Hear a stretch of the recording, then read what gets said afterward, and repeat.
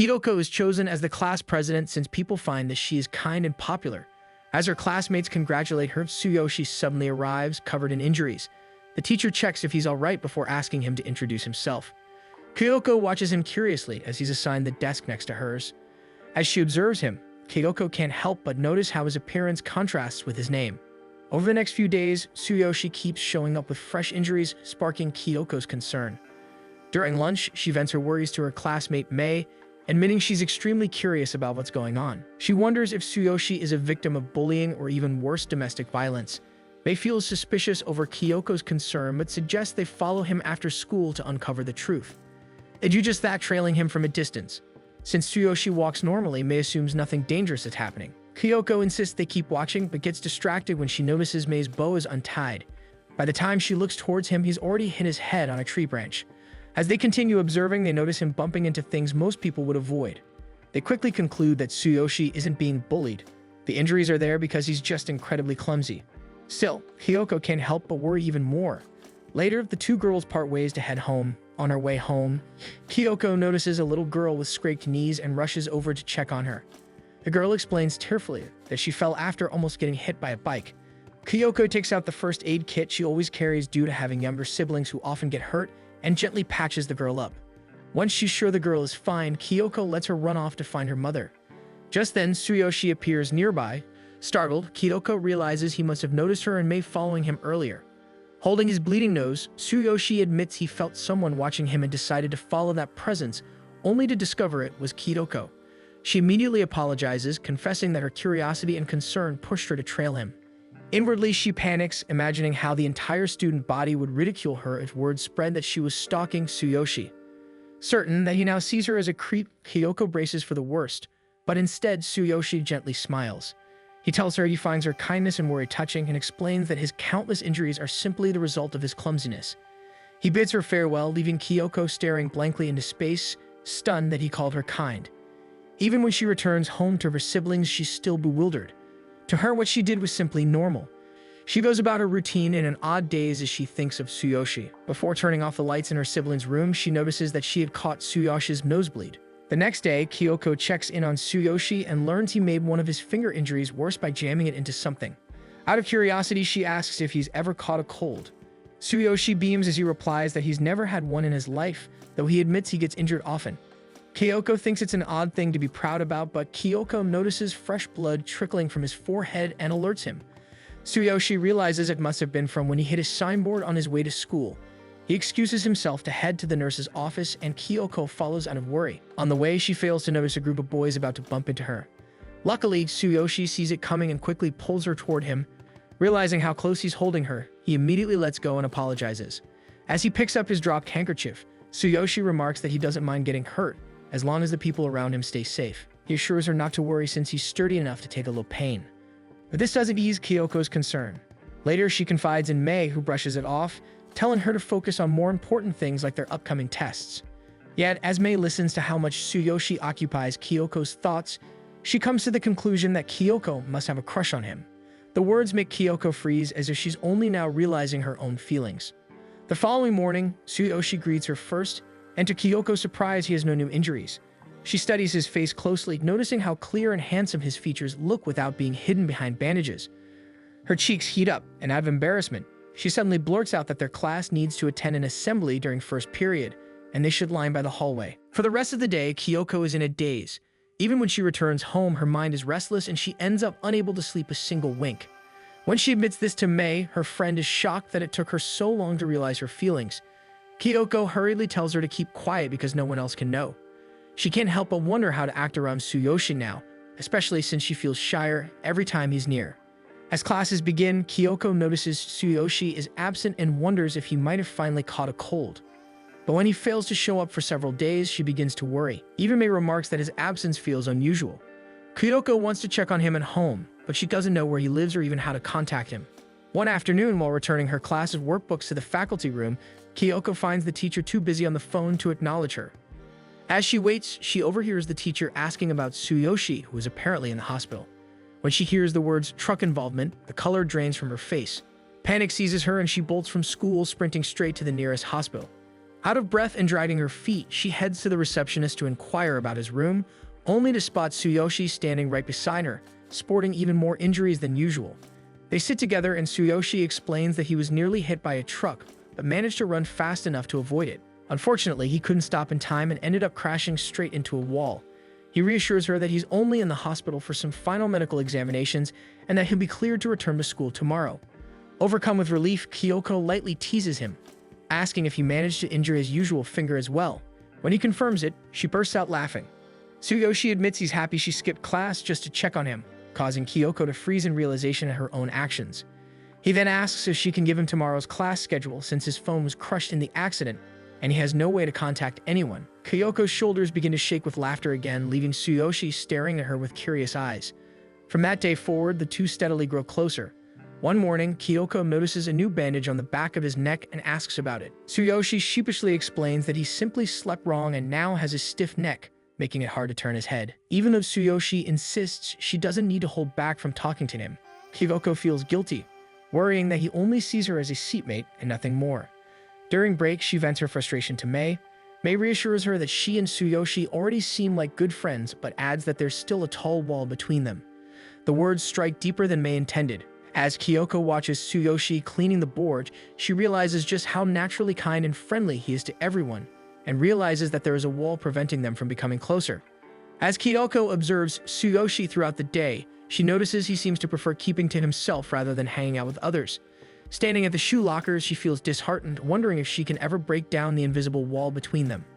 On her walk home, she spots Tsuyoshi walking a few paces ahead and remembers the sad expression he wore when he spoke of being fine on his own. Over the weekend, Kyoko suddenly declares in front of her siblings and Mei that she wants to become good friends with Tsuyoshi. Mei, however, looks unimpressed as she listens to Kyoko's reasoning. Kyoko explains that she wants Tsuyoshi to feel at ease around her, rather than constantly worrying that she might get hurt. As she wonders how to make that happen, her younger brother Soda tugs too hard on the bag of chips Mei is holding, spilling them all over the room. Mei only gives him a playful knock on the head before turning back to Kyoko, insisting she'll need a proper plan if she wants to get closer to Tsuyoshi. The next day, Kyoko tries their first strategy, eating a bunch of homemade cookies in front of Tsuyoshi, hoping it will tempt him to start a conversation. But before he can even ask for one, their classmates swarm around, begging for cookies. As the class happily digs in, Kyoko prepares to hand Tsuyoshi a bag, hoping this gesture will be the first step to breaking down his wall. But before she gets the chance, Mei urgently tells her that every cookie has already been eaten by their classmates. Mei barely managed to taste one herself, while Haruto happily announced that he ate 2 bags. Kyoko, however, is too preoccupied with her failed plan, silently swearing in her heart that she will find a way to break through Tsuyoshi's wall. She moves on to the next strategy by announcing she forgot her textbook, but in the process he accidentally jams his fingers, earning yet another injury. Though Kyoko continues to try, each attempt at getting closer only seems to leave Tsuyoshi more battered. Eventually, she finds herself in an empty staircase, feeling utterly defeated. She begins to think that fate is against her because her presence is only causing Tsuyoshi more injuries. Tsuyoshi notices Kyoko sitting on the stairs and walks over to check if she's alright. Flustered, she quickly composes herself and instead asks about his injuries. Tsuyoshi reassures her that they're all fine. Feeling guilty, Kyoko panics when he turns to leave. Without thinking, she tugs on his uniform collar, accidentally popping off 2 of his buttons. Embarrassed, she hurriedly apologizes for all her unnecessary actions that caused his injuries and now for ruining his uniform. Tsuyoshi feels an odd warmth at her frantic honesty. Though he tries to hold it back, he eventually bursts into laughter, telling her that the buttons popping off were actually a funny surprise. As Kyoko watches him laugh, she notices how sloppily his finger bandages are wrapped, most likely because the nurse wasn't around. An idea sparks and she asks Tsuyoshi to let her treat his injuries instead. Showing him her small first aid kit, she proudly claims she's the best at patching people up. Though surprised, Tsuyoshi agrees and gives his hand to Kyoko. Kyoko carefully rewraps the bandages, making them neat and secure. After being satisfied with her work, she admits she wants to be good friends with him, but wonders aloud what else she can do for him besides tending to his injuries. Tsuyoshi stares at her in shock, and Kyoko realizes too late that her words sounded dangerously close to a confession. Softening, he gently smiles back, saying it feels nice to be cared for so deeply by her. He admits that what he truly wants is a normal high school life, where he can hang out with friends and enjoy after-school activities like everyone else. Moved, Kyoko's eyes well with tears. She declares that they'll live their high school lives to the fullest together. Smiling, Tsuyoshi then adds that her cookies were delicious, leaving Kyoko stunned, since she thought he never got the chance to try them. The next day at school, Mei asks Kyoko if she and Tsuyoshi are already dating. The question startles Kyoko, as they do seem close, but she quickly explains that she's only helping him experience a normal high school life. Neither of them really knows what that means, so they start asking people around school. However, everyone gives different answers, which only makes them more confused. Later, while Mei and Kyoko sit together thinking it over, Kyoko hears Haruto greet Tsuyoshi as he arrives in class. She looks up and notices a flower tucked into Tsuyoshi's shirt pocket. When Haruto points it out, Tsuyoshi is just as surprised as he is, as he had no idea it was there all this time. Mei and Kyoko move closer, intrigued by the strange situation. Tsuyoshi recalls passing by a woman carrying a bouquet on his way to school, so he assumes that the flowers must have come from her. However, when he checks his pants pocket and discovers another flower tucked inside, everyone begins to doubt it was just a coincidence. As Tsuyoshi carefully inspects the flowers, Kyoko can't help but admire the peaceful moment. Tsuyoshi mentions he might plant them, but when he catches Kyoko watching him so intently, he suddenly offers the flowers to her without hesitation. Kyoko freezes and it takes her a moment to respond, but then she enthusiastically snatches the flowers from his hand. Kyoko thinks this will finally be the start of Tsuyoshi's normal high school life, but after taking only a few steps away from her, he suddenly stumbles and falls flat on the floor, scattering his lunch everywhere. They soon learn that he almost never finishes lunch every day because something always happens. Embarrassed, Tsuyoshi admits it's true as he somehow drops it every single time. Finding it hard to believe, Kyoko comes up with an idea. Haruto then asks where Tsuyoshi usually eats since he always disappears during lunchtime. When he brings them to his spot, they're surprised to find a dimly lit, isolated staircase far from other students. Tsuyoshi explains that he eats there to avoid causing trouble for others. Wanting to change that, Kyoko volunteers that they should all eat together there from now on. With that, the three agree to eat lunch with Tsuyoshi, but the sky outside turns gray as they settle down. They share their food while Tsuyoshi eats a sweet bun he bought from the school store. As Kyoko watches him, she thinks this could be the first real step toward a normal high school life. However, when the weather suddenly worsens and the surroundings grow darker, she realizes this situation is anything but normal. They can barely see, so they switch on their flashlights, unintentionally making the scene look like a group of ghosts gathered in a hidden staircase. With the eerie atmosphere, they start telling spooky stories. While excitedly acting out, Haruto bumps into a trash can, which crashes into Tsuyoshi just as he's about to take a bite of his sweet bun. Both Tsuyoshi and his bun end up on the floor, so the next day they decide to just eat in the courtyard instead. They all agree to eat in the courtyard this time. On their way, they pass by some planted flowers, which reminds Tsuyoshi of the ones he gave Kyoko. She explains that they're currently at her house. In the courtyard, they finally enjoy a proper lunch break together. However, just as Tsuyoshi is about to eat the last piece of his hash brown, a crow swoops down and snatches it away, leaving everyone stunned. In the following days, Tsuyoshi's streak of bad luck continues. He keeps getting caught in bizarre accidents, with objects hitting him out of nowhere and causing him nosebleeds. Even the fortune gratin app he uses gives him the worst luck reading, and his hash brown even starts to look sinister. No matter what he does, disaster follows, and Kyoko begins to forget what a normal lunch break feels like. But just as she's bawling, Tsuyoshi steps in and thanks her. He's made up his mind to keep his distance from everyone, believing that his presence only brings misfortune to those around him. Although the others don't see it that way, Tsuyoshi insists that he doesn't want to ruin their peace anymore. Despite their hesitation, he decides to eat alone again the next day. His words make Kyoko tear up, and as he walks away, she suddenly calls out to him, volunteering to cook him lunch starting tomorrow. Everyone is shocked by her sudden declaration, but she insists, saying it would be a waste if he didn't eat it. This is the only way she can think of to make sure Tsuyoshi keeps eating with them. That night at home, Kyoko rummages through recipe books looking for delicious and healthy meal ideas she can try. Sure enough, the next day they return to the staircase for lunch. The packed lunch Kyoko prepared for Tsuyoshi looks amazing, and they also notice the place seems much brighter than before. As it turns out, Kyoko asks the custodian to replace the broken light bulbs so the space feels warm and welcoming again. As they prepare to eat, Haruto reaches out to grab an egg roll from the lunch Kyoko made, but Mei quickly stops him. Instead, Tsuyoshi takes the first bite. Watching him, Kyoko grows nervous about his reaction, but to her surprise, his eyes widen in delight as he's immediately taken aback by how delicious it is. His bright expression only makes Haruto want to taste it even more. However, Mei stops him once again and claims the next bite is for herself, insisting she deserves it because she's Kyoko's best friend. Just like Tsuyoshi, Mei lights up the moment she tastes the food. Haruto grows desperate to try it too, but Mei teases him by running around with the egg roll in her hand, keeping it away from him. The playful chase makes Tsuyoshi burst into laughter. Kyoko pauses for a moment, watching him, realizing this is the first time she's ever seen him laugh so loudly.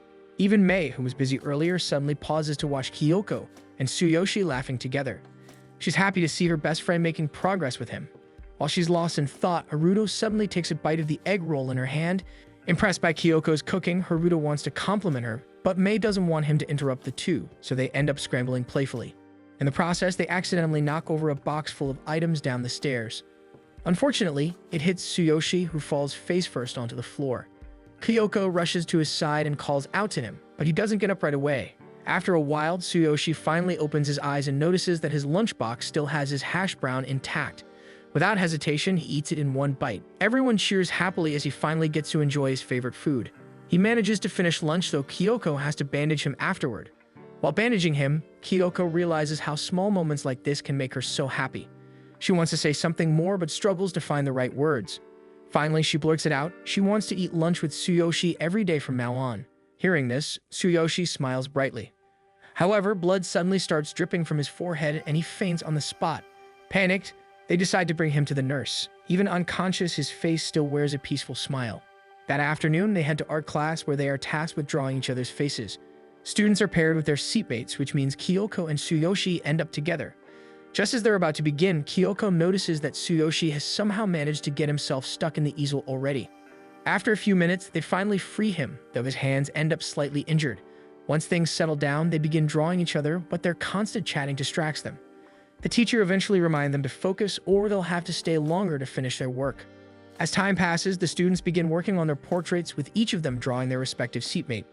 Meanwhile, Mei struggles to draw Haruto because he won't stop making silly faces in front of her.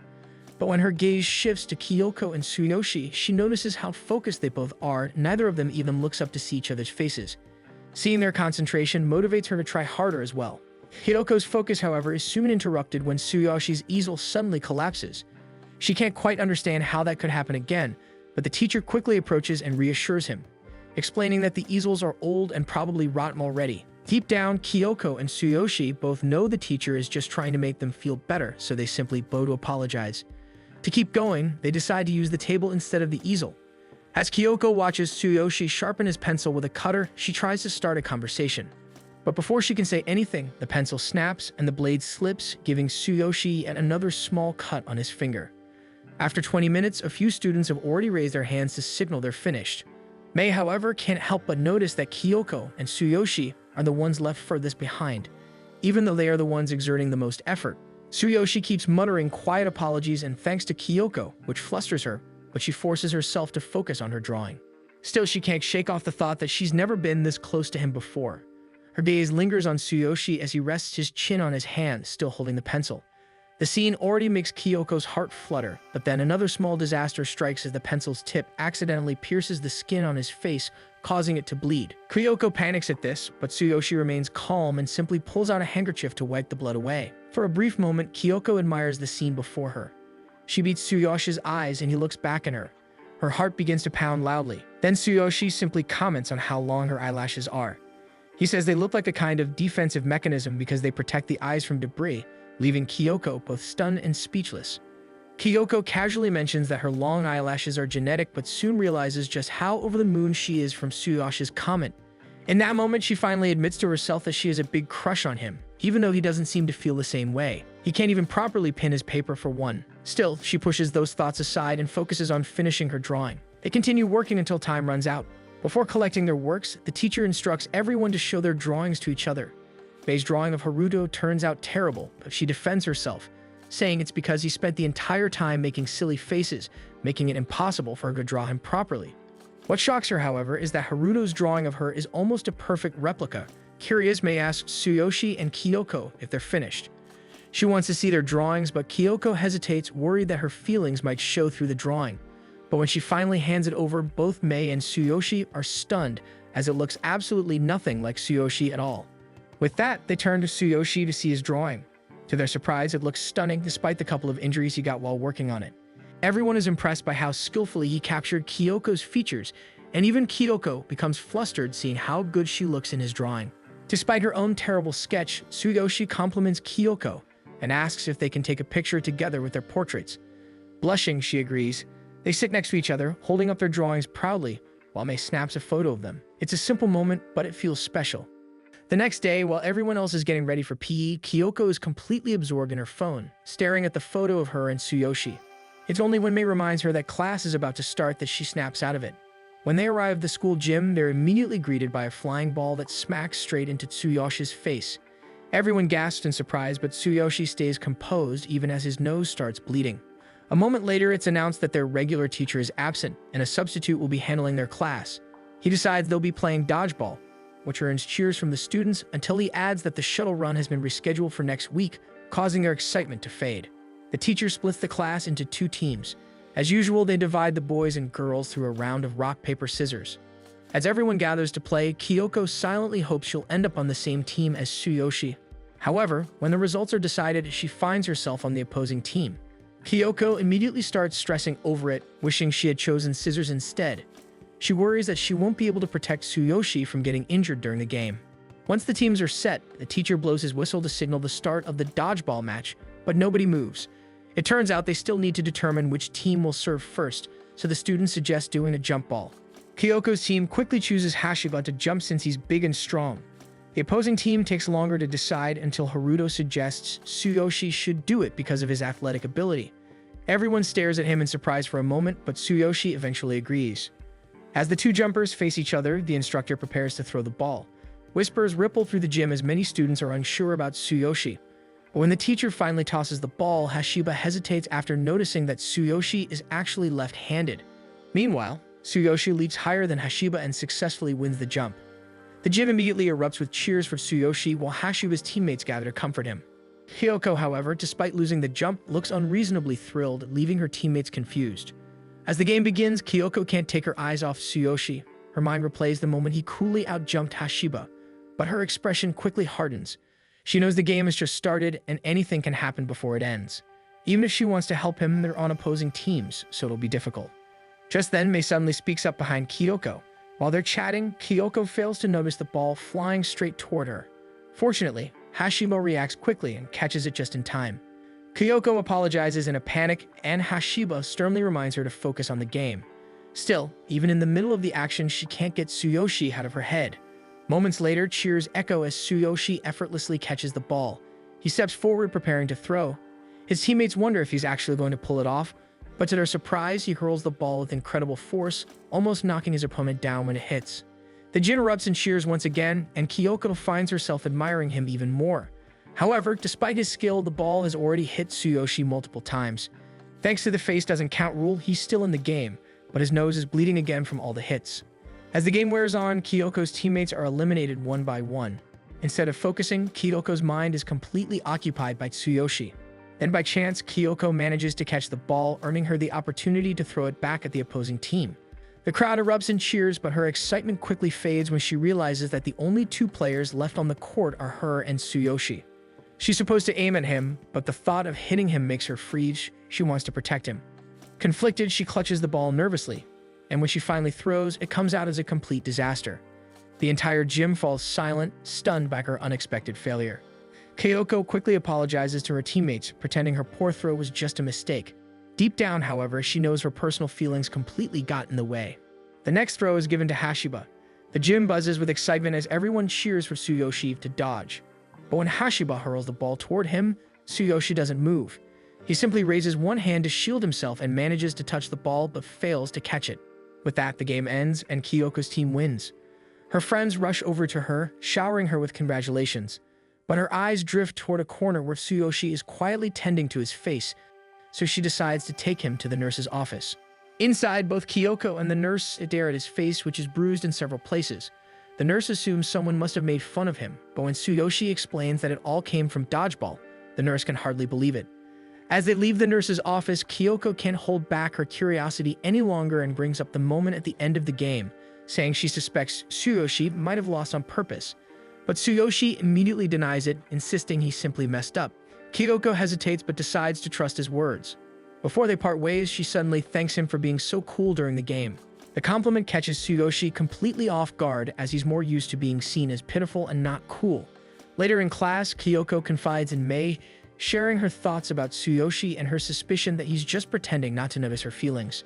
As she walks down the hallway, Kyoko witnesses a boy accidentally bumping into a tall stack of books, scattering them across the floor. A kind girl immediately kneels down to help him pick them up. The boy's flustered reaction is quite obvious. With this, Kyoko comes to the conclusion that boys can react strongly to even the smallest act of kindness. Yet in her case, she's already given Tsuyoshi countless compliments and thoughtful gestures, but he still seems completely blind to her feelings. When school ends, Kyoko walks out the gate trying to shake off her thoughts about him. But as she strolls down the street, she spots someone with their head slumped into a bush and instantly assumes it's Tsuyoshi. To her surprise, when the person lifts their head, it's actually a total stranger. Still, she follows him discreetly and quickly confirms her suspicion. This man stumbles into accidents wherever he goes, just like Tsuyoshi. When she glances away for a moment and looks back, the man is already gone. She can't help but laugh at herself a little for following a complete stranger out of concern. Then, after taking a few steps, Kyoko suddenly notices a man wedged awkwardly between two walls. His sudden appearance startles her, but she quickly rushes over to check on him. She manages to pull him free, and the man thanks her. It turns out his wallet had fallen into the narrow gap, and while trying to retrieve it, he ended up getting himself stuck as well. But just as Kyoko reminds him to be careful, he immediately bumps into a nearby post. Now genuinely concerned, she pretends she's heading in the same direction just to make sure he gets home safely. The man also notices her school uniform and realizes she attends the same school as his son. Before long, they arrive at the man's house. He thanks Kyoko once again for helping him and bids her goodbye before heading inside. Just then, Tsuyoshi appears as well. Tsuyoshi invites Kyoko inside their home, and it turns out that the man from earlier is actually his father. Suddenly, Kyoko finds herself in an awkward situation, sitting inside her crush's house. Her mind races as she tries to figure out what to do, and in her nervousness, she ends up gulping down a full glass of iced tea in one go. Meanwhile, Tsuyoshi and his father casually talk about her as the class president, leaving her overwhelmed. Noticing Kyoko's empty glass, Tsuyoshi stands to refill it, but he accidentally stubs his toe on the table leg, causing him to stumble and slump against a post. Fortunately, their house is covered with corner guards, so he avoids serious injury, though a small cut still bleeds. To Kyoko's surprise, they are fully prepared for situations like this, with a cabinet filled with adhesives and bandages that she initially mistook for a bookshelf earlier. As she steps in to help, Tsuyoshi's father wonders aloud if his son always causes her trouble, prompting her to deny it quickly. She even begins listing the things she admires about Tsuyoshi and nearly blurts out her feelings before stopping herself. Meanwhile, Tsuyoshi remains clueless. Then Tsuyoshi's phone beeps, and he receives a message from his mother, prompting him to step outside to help her with the groceries. Kyoko considers leaving as well, but Tsuyoshi's father suddenly speaks up, casually asking if she likes his son. Startled, she's unable to hide her reaction, but to her surprise, he simply laughs warmly, genuinely pleased by the thought that someone truly cares about Tsuyoshi. He goes on to explain that Tsuyoshi inherited his tendency to focus so much on protecting himself that he rarely thinks about how others see him or whether anyone might have feelings for him. Because of this, he often fails to notice when someone likes him. Kyoko is left unsure how to respond. Sensing her sincerity, Tsuyoshi's father gently encourages her to keep staying by his side and remain close to him for the long run. A few moments later, Tsuyoshi returns, explaining that his mother ran into some friends and decided to stay behind. With a cheerful expression, he hands Kyoko a bag filled with snacks from a small store behind their house that he has loved since childhood, and he even points out a flavor for her to try. He explains that it's his way of thanking Kyoko. In that moment, Kyoko realizes that all this time she believed Tsuyoshi was ignoring her feelings. But in truth, he's been responding to her in his own quiet ways. With that, she decides to remain friends with him and take things slowly. Just then, a frightening portrait suddenly appears beside her, startling her. It turns out to be a self-portrait of Tsuyoshi's father, painted in an unexpectedly bold and intense style, and they seem quite proud of it. This makes Kyoko tell herself that Tsuyoshi's family truly is full of mysteries. The next day, Tsuyoshi visits the snack store and ends up carrying a lot of snacks. While he's there, the elderly woman who runs the shop accidentally drops a box of snacks due to sudden back pain. Concerned, Tsuyoshi quickly rushes over to check on her, but she reassures him that she'll be fine after a short rest. At the same time, a group of kids begins complaining about the malfunctioning snack machine, but she can't even stand up due to her back pain. Seeing this, Tsuyoshi volunteers to help her manage the store. That day, Tsuyoshi spends his time attending to customers and arranging snacks inside the shop. He has always felt grateful to the store, so he's genuinely happy to lend a hand. Still, the old woman remains worried about managing the shop in the coming days, so Tsuyoshi suggests that he come by whenever he can to help out. Although he thinks his presence might be a bit of a hassle, the old woman gratefully accepts his offer. After all, he's been visiting the store for years without ever causing any trouble. However, she recalls one incident long ago when Tsuyoshi accidentally dropped his snacks right outside the store and a passing car ran over them, smashing everything to bits. The next day, Kyoko is relaxing at home reading a book when her phone suddenly beeps. She checks it and sees a message from Tsuyoshi saying he has just started working at the snack store and inviting her to visit. Panicking, Kyoko immediately rushes there. At the store, Tsuyoshi is surprised to see her arrive so quickly, as he had just sent the message, but Kyoko explains that she came right away using her bike. Kyoko looks around at the colorful snacks, recalling how happy elementary kids looked going home with treats in hand. Tsuyoshi confirms they were his customers earlier. Impressed, Kyoko praises his new job, so Tsuyoshi explains what happened to Granny and why he decided to help out. Even though he still knew the customers have been really kind to him. Proudly, he also shows Kyoko the signage he made for the snacks, with each one featuring his signature dad jokes, amusing her. Looking around, Kyoko is impressed by the wide range of flavors available in the store. She even finds the exact one Tsuyoshi once recommended to her. Tsuyoshi proudly shows her the new flavors they recently added, which ends up tempting Kyoko to fill an entire cart with snacks. She can't help but recognize how Tsuyoshi might actually be a marketing genius. The next day at school, Kyoko opens one of the snacks she bought while Hashiba secretly watches her from afar. Suddenly, Tsuyoshi bursts into the classroom, covered in scratches and small wounds as usual. Concerned, Kyoko approaches him to ask what happened. Tsuyoshi explains that he tripped while walking through the courtyard and ended up falling face first into the bushes. He hadn't even realized some leaves were still stuck to him. When she notices a small cut on his cheek, she gently places a bandage on it, and Tsuyoshi can only thank her with a shy smile. After that, Kyoko goes to clean herself up, and that's when Mei suddenly points out that she seems more relaxed lately. Curious, Mei asks if something happened, and Kyoko recalls the words Tsuyoshi told her back at their home. She has always been anxious about many things, but his words somehow made her realize that simply spending ordinary days with him already makes her feel happy. With that thought, Kyoko decides to take things easy and just enjoy every moment of her school days. While walking, Mei brings up the new seating plan, which instantly makes Kyoko scream in surprise. Later in class, Kyoko is the one to lead the seat lottery alongside Hashiba, but her mood is noticeably gloomy. Hashiba decides to let students with poor eyesight sit in front first. However, one student raises her hand with a suggestion, reminding everyone that Tsuyoshi was once attacked by bees, so it was agreed before that he shouldn't sit near the windows. Then Haruto raises his hand too, adding that Tsuyoshi also shouldn't sit directly under the fluorescent lights since they might fall and hit his head. Surprisingly, the entire class agrees with both suggestions. They finally decide that the safest spot for Tsuyoshi is the centermost seat in the classroom. With everyone satisfied, Tsuyoshi can only smile and thank his classmates for their kind consideration. After that, it's time to draw everyone else's seats. The class scrambles around, cheering and laughing, but then Haruto speaks up again, suggesting that their class president, Kyoko, should sit beside Tsuyoshi since she's always taken care of him. Everyone quickly agrees to this, and it's settled that Kyoko will sit beside Tsuyoshi from now on. Kyoko can't hide her joy, and Tsuyoshi also expresses how happy he is about their new arrangement. While most students think the best seats are by the window, for Kyoko, sitting next to Tsuyoshi is more than enough. Overflowing with happiness, she even volunteers to pick up trash outside the classroom all by herself. Her classmates cheer for her enthusiasm, watching as she gathers the trash with a content smile on her face. At the garbage disposal area, Hashiba happens to spot Kyoko. She assumes he's just there to remind her about the committee meeting, but his reason is entirely different. Just as Kyoko is about to leave, Hashiba stops her. He gathers all of his courage and confesses that he actually likes her. Kyoko is completely stunned, but Hashiba quickly adds that he already knows she has feelings for Tsuyoshi, so he doesn't expect her to go out with him or anything. He just needed to finally let his feelings out after keeping them bottled up for so long. Before Kyoko can respond, the bell rings, signaling the start of the committee meeting, and they both rush toward the classroom.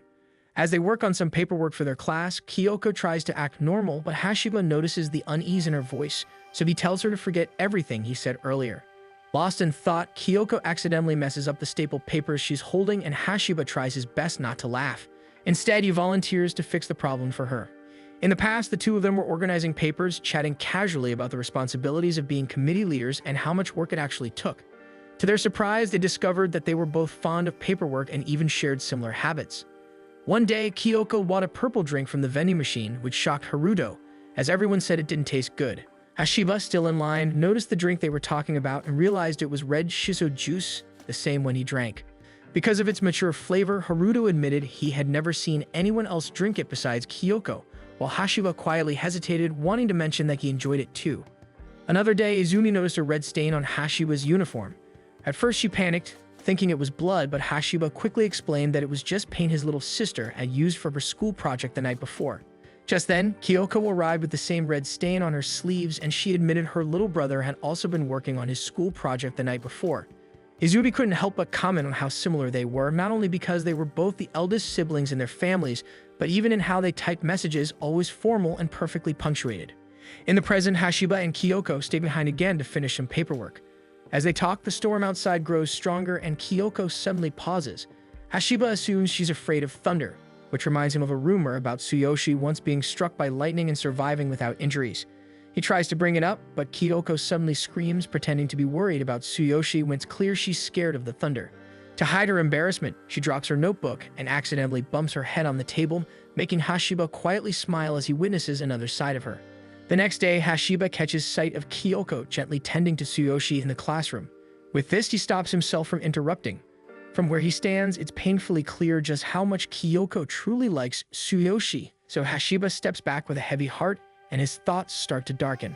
In the meeting, while working on more paperwork, Kyoko accidentally gets a paper cut, and Hashiba quickly hands her a bandage to cover it.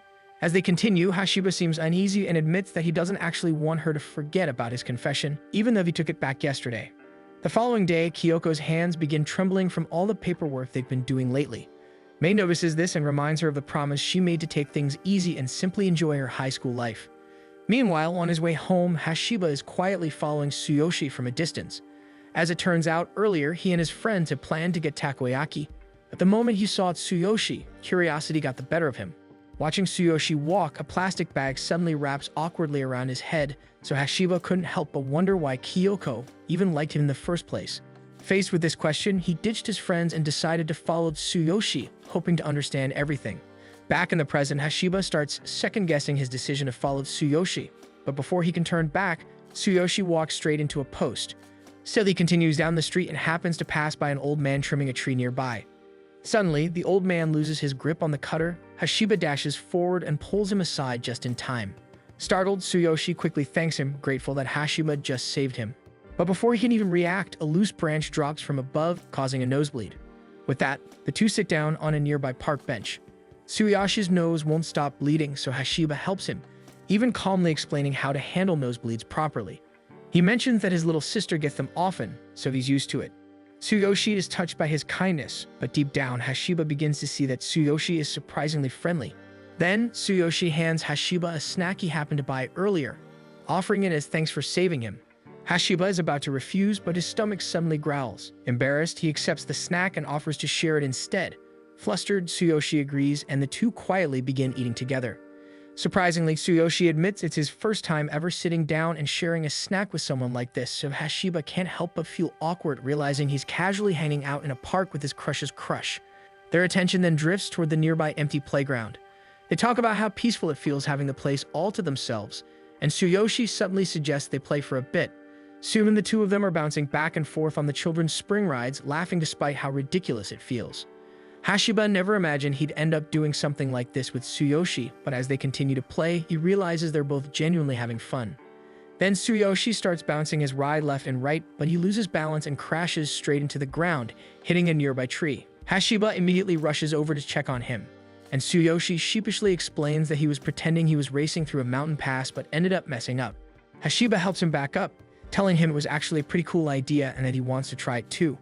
Watching Tsuyoshi laugh it off, Hashiba can't help but think that Tsuyoshi is just a genuinely nice person. The next day, Hashiba spots Tsuyoshi in class and immediately walks over to check on his cuts. This catches Kyoko's attention so much that she almost doesn't notice Hashiba's greetings as he passes by. Still thinking about yesterday, Hashiba can't forget how much fun they had. He realizes he genuinely wants to be friends with Tsuyoshi now. So after class, when everyone starts heading home, Hashiba stops Tsuyoshi to ask him whether he has any feelings for Kyoko. Tsuyoshi looks confused by the sudden question, forcing Hashiba to admit that he likes Kyoko himself. Since Tsuyoshi and Kyoko seem close, he just wants to be sure. Tsuyoshi grows flustered, admitting he's always seen Kyoko as a good friend, though he isn't sure if that's truly enough. Hearing this, Hashiba's expression darkens for a moment, but he still manages to tell Tsuyoshi that it's perfectly fine. Tsuyoshi then thanks him and leaves the classroom, while Hashiba stands there, lost in thought. Later that day, during the committee meeting, Kyoko finds herself wondering how Hashiba and Tsuyoshi suddenly became friends. She wants to ask him, but before she can, the meeting ends. As everyone begins to leave, Hashiba approaches her first. Kyoko waits for what Hashiba's going to say, but he simply wishes her good luck out of nowhere, leaving her even more confused, while Tsuyoshi, standing outside the door, quietly witnesses the whole scene. The next day in class, Izumi invites Kyoko to help her study, explaining that midterm week starts tomorrow and she's completely lost. She gushes about how smart Kyoko is, but deep down, Kyoko panics. She knows she's not nearly as brilliant as everyone believes. Despite being class president, her grades are only average. Still, Kyoko can't bring herself to refuse Izumi's request. The moment she agrees, Izumi lights up with delight. When Mei arrives, Kyoko immediately pulls her close and mentions that she's ranked third in class. Hearing this, Izumi eagerly invites Mei to join their study session too. To everyone's relief, Mei accepts, making both Kyoko and Izumi even happier. Just then, Tsuyoshi enters the room, only to bump his head on a cabinet door and fall flat on the floor. His academic charm tears apart in the process. Ignoring his bleeding nose, Tsuyoshi stares at the shredded charm in horror, devastated that it broke right before midterms. The three girls can only stare in stunned silence. Seeing his distress, Kyoko gently suggests that he join their study session later. After class, the five of them gather around a single table at a family restaurant. It's an unusual mix of personalities. Mei, however, can't help but question why Haruto is there. Haruto sheepishly explains that he's fallen behind in his studies and has started worrying about his future, so he desperately needs their help. As they chat, Izumi brings up Tsuyoshi's torn charm again, saying it feels like an omen since it broke the very first day he wore it. The conversation shifts to his grades, catching Kyoko's interest. Tsuyoshi admits they're not great, prompting Haruto to recall a story from their freshman year. He once gave up midway through a test and noticed Tsuyoshi's paper covered in blood. He thought Tsuyoshi had cut himself, but it turned out he'd simply rubbed too hard, causing his skin to bleed. The situation became awkward fast, and time ran out before he could do anything. Hearing this, everyone feels bad for Tsuyoshi. Kyoko wants to support him, but since they won't be seated together during the exams, there's little she can do. Mei, however, turns her attention to Haruto, scolding him for giving up so easily back then. Soon, a large plate of fries arrives and everyone eagerly digs in. But just as Kyoko is about to take a bite, she suddenly remembers she didn't bring any textbooks.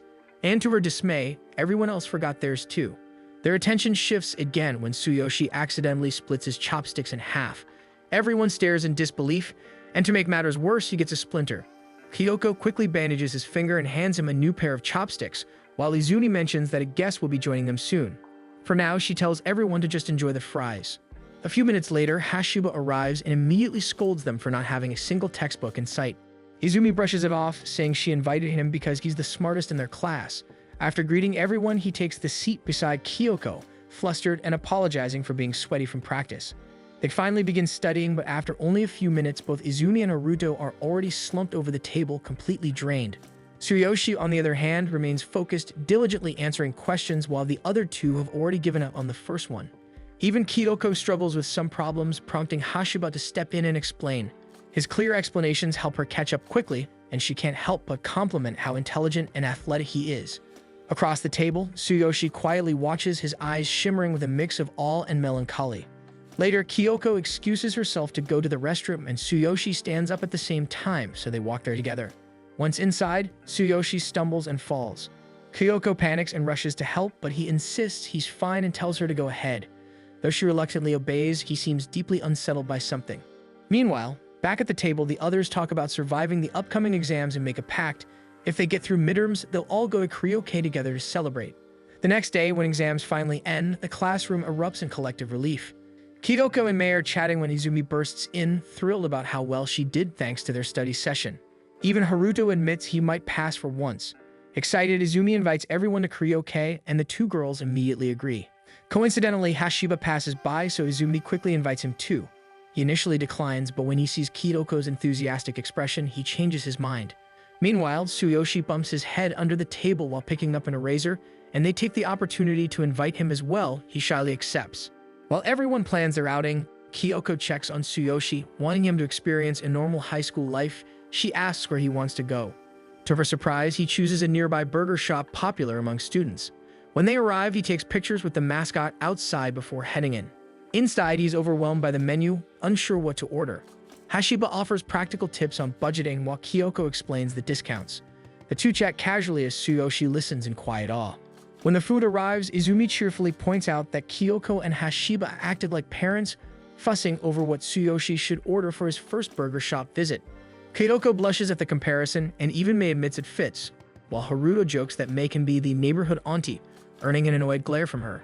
As Izumi keeps teasing about them being like a family, Tsuyoshi quietly takes a bite of his burger, and his whole face lights up with a pure, radiant smile. Everyone falls silent, watching in awe. Moved by his joy, each of them starts sharing half their food with him until his tray is overflowing. Hashiba chuckles that he feels like a grandparent spoiling his grandkid, and Tsuyoshi happily eats. But when he bites into an apple pie, it burns his cheek, making him yelp softly. Kyoko immediately presses her cold drink against his face to soothe it, while Hashiba apologizes, guilt written all over his face. After Kyoko gently bandages his burns, Tsuyoshi resumes eating, his bright smile returning, relieving everyone. Feeling proud, Hashiba sighs, prompting Izumi to teasingly call him Dad. Soon after, Kyoko complains that her fries are too crispy since she prefers them soft. Hashiba offers his in exchange, saying he likes the crispy ones better, and they trade plates.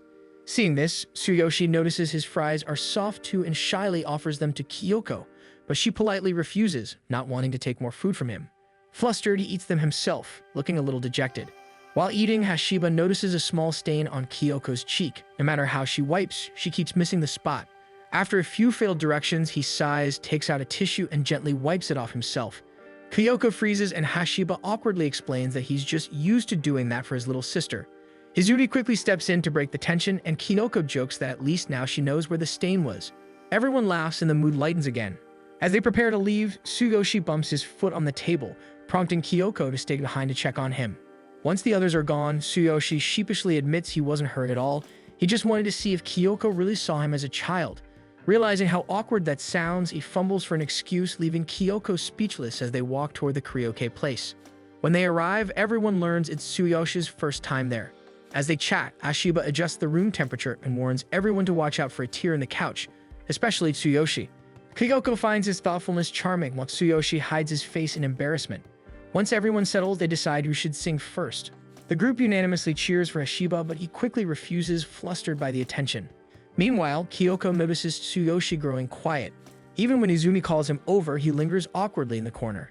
When he finally sits, it happens to be on the exact torn spot Hashiba warned about, so he gets stuck. Kyoko panics, but he refuses to look at her, reminding her of her younger brother's rebellious phase. The three girls then sing together, choosing a German song they'll need for next week's test. As Kyoko sings, her voice is confident and clear, her pronunciation flawless. Everyone listens in amazement, applauding loudly when she finishes. Pride swells in her chest, but she also feels strangely uneasy. Amid the noise, she catches Tsuyoshi muttering a quiet compliment, shocking her. Just moments ago, he wouldn't even meet her eyes, and now he's praising her singing. Even as the others cheer, Kyoko can't stop thinking about him. When their eyes finally meet, he immediately looks away. Tsuyoshi excuses himself to get a drink, but Kyoko follows him. He tries to walk faster, yet she keeps up without hesitation, refusing to let him avoid her again. When he finally turns around, he sees the sadness written across her face. Kyoko asks if she did something wrong, but before he can answer, the door beside him swings open, hitting him twice in a row. Startled by the noise, people rush over, but Tsuyoshi insists he's fine and walks away as if nothing happened. Kyoko walks beside him, still worried. That's when Tsuyoshi softly says he could never hate her. The words make her cheeks flush. When they return, Hashiba asks what took them so long, and Tsuyoshi merely says he got lost. As Mei and Haruto start singing, Kyoko still doesn't have her answer, as Tsuyoshi can't stop replaying her question in his mind, wondering why he's been avoiding her at all. Then the lyrics of the song catch his attention. They suggest that avoiding someone's gaze might mean you're falling in love. And in that moment, Tsuyoshi finally realizes what his feelings for Kyoko truly are. The next day at school, Kyoko shows Izumi and Mei a photo of her younger siblings, and both of them gush over how adorable they are. Mei invites everyone to visit her house, but Kyoko also suggests they come over to hers instead. The two immediately love the idea since they want to meet her siblings in person. Just then, Tsuyoshi enters the classroom and greets Kyoko as he takes his seat beside her. She notices he looks fine today and asks about it, so he explains that his parents drove him to school this time. They chat casually about class matters, and for a moment it feels like things are back to normal between them. But Kyoko can't help sensing that there seems to be an invisible wall between them again. At Kyoko's house, she opens up to Mei while Izumi plays with her younger siblings. However, her brother Sota doesn't seem very pleased with it, so Kyoko explains that he's just going through a rebellious phase. As soon as she says that, something seems to cross her mind, and Mei quickly numbs's. She's been observing Kyoko's mood for the past few days, so she immediately suspects that Tsuyoshi might be the reason behind it. While Izumi continues playing with the kids, Mei suddenly gets an idea. She tells Kyoko to try acting more like Izumi. Izumi cheers enthusiastically for Soda as he plays a video game. Despite pretending to be tough, Soda clearly enjoys the compliments, and before long he asks Izumi to play with him. Mei proves her point, saying that even though Soda is in his rebellious phase, he still opens up to Izumi quickly. Kyoko pauses before considering the idea. She imagines herself acting like Izumi but quickly dismisses it, knowing it would only make Tsuyoshi feel weird around her. Meanwhile, at a store, Hashiba stands in front of a rack filled with romantic manga trying to figure out if he's picking the right one. His mom had texted him to buy a specific copy for his sister, so he's checking each title. As he inspects, Tsuyoshi suddenly bumps into him from behind, startling him. Hashiba instantly tries to hide the manga, but Haruto also appears from behind his stall and spots them. Embarrassed, Hashiba quickly tells the two to wait for him outside. Back at Kyoko's house, she opens up about her situation, confessing that the guy she likes has been avoiding her lately. Izumi immediately blurts out that it's probably because he likes her too, catching both Kyoko and Mei off guard. But before Kyoko can deny it, Izumi adds that the guy must be Tsuyoshi. At that, Kyoko turns bright red. Meanwhile, Hashiba hands both Haruto and Tsuyoshi the chicken he brought from the store. When Tsuyoshi offers to pay him, Hashiba quickly waves him off. However, Haruto can't help but ask about the manga Hashiba is holding. Tsuyoshi also assumes it was his, but Hashiba hurriedly denies it, explaining that his sister begged him to buy it. He adds that if people found out, they'd definitely make fun of him, so he calls the food he gave them earlier hush money to keep quiet. Haruto confirms the deal before leaving, but just as Tsuyoshi is about to say something, he accidentally burns his mouth on the chicken. Tsuyoshi suddenly brings up Hashiba's words from the past few days about liking Kyoko, and bluntly asks what he meant by that. Hashiba drops his bag of manga in shock. While picking it up, Tsuyoshi asks if he's in love with her and what being in love even feels like. Surprised that Tsuyoshi has no idea about such things, Hashiba tells him to just read the manga himself. A few minutes later, the two of them sit on a bench outside the store, with Tsuyoshi flipping through the pages while Hashiba wonders how things went this time. Tsuyoshi quickly becomes engrossed in the story and starts asking if Hashiba has ever felt anything like what's written there. Hashiba replies that he hasn't, though deep down he knows he has. Still, from the way Tsuyoshi talks, Hashiba begins to suspect he might actually like someone. At the same time, Mei and Izumi tell Kyoko that Tsuyoshi probably likes her. Kyoko immediately panics, but Izumi points out that it's obvious, especially during their karaoke outing. Kyoko turns bright red, denying everything, which makes Mei think she's overcomplicating things again. Still, it doesn't change the fact that Kyoko still doesn't know what to do about it. Meanwhile, Hashiba is also lost in thought, wondering what Tsuyoshi truly feels. Tsuyoshi notices his sudden reluctance and tries to ask him what's wrong, but Hashiba ends up simply brushing it off in frustration. In class, Tsuyoshi feels refreshed after borrowing all 20 volumes of the manga from Hashiba. He spent the weekend reading everything and found it surprisingly good. Just then, Kyoko enters with an unusually bright aura, leaving him stunned. When she greets Mei, her tone sounds so strange that Mei instantly realizes she's imitating Izumi. Just as she's about to say it, Kyoko quickly covers her mouth, afraid to get caught. Last Friday, Kyoko found Mei's plan a little absurd, but after everything they talked about, she grew more confused. So for now, she decides to give Mei's advice a chance, thinking that being cheerful will change things between her and Tsuyoshi. However, when her face accidentally gets too close to his, she trembles with nervousness. When Hashiba enters the classroom, he also notices that Kyoko seems different. She assumes he must find her odd, but in truth, Hashiba absolutely loves it. With a shaky voice, Hashiba mentions something about a task the teacher assigned, and soon they're talking and laughing together. Then Tsuyoshi glances over and his expression darkens. Back in her seat, Kyoko tries to make small talk with Tsuyoshi, but Mei cringes as her tone sounds nothing like her usual self. Then Kyoko leans closer and notices a leaf stuck in Tsuyoshi's hair, so she plucks it off, while Tsuyoshi freezes. And suddenly, scenes from the manga flood his mind. That's when he realizes that he might actually be in love. Later that day, Tsuyoshi returns all the manga he borrowed from Hashiba. Hashiba can't believe Tsuyoshi actually managed to read everything over the weekend, but Tsuyoshi looks genuinely fascinated. He even starts talking about the things he learned and innocently asks if those books could predict the future. Back in the classroom, Izumi notices how strange Kyoko seems, commenting that she looks a bit uncomfortable. Embarrassed, Kyoko quickly excuses herself, but after a minute, she returns, now acting more like her usual self. While heading back to class, Tsuyoshi can't stop thinking about how the day feels oddly similar to the events in the manga. Even when Kyoko simply turns to greet him, he feels as though they're the story's main characters. When the teacher enters and tells everyone to return to their seats, Tsuyoshi remains frozen in place. Before they start, Kyoko raises her hand admitting she forgot her textbook. The teacher is about to tell her to share with her seatmate, but before he can finish, Tsuyoshi moves immediately, which shocks everyone. As the class continues, Tsuyoshi and Kyoko share a book, sitting so close that it becomes hard for both of them to breathe. When the teacher moves to write on the board, they raise their hands at the same time. The teacher, thinking they are fighting, watches as they apologize in unison. Just then, Tsuyoshi notices he's cut his finger. He tries to hide it, but Kyoko quickly offers a bandage and carefully wraps it around his wound. Her touch makes his heart race. And in that moment, Tsuyoshi finally admits to her that he likes her. Even as she arrives home, Kyoko remains preoccupied with what Tsuyoshi said, so her younger siblings start talking about her. She recalls the moment again. After Tsuyoshi confessed his feelings, the teacher continued with the lesson and Tsuyoshi hurried home afterward. Kyoko can't help but think that perhaps it isn't the same kind of feeling she has for him. After all, Tsuyoshi doesn't seem to like her that way. Despite that, hearing those words from him makes her genuinely happy. The next day at school, Tsuyoshi greets Kyoko a little too cheerfully, which startles her.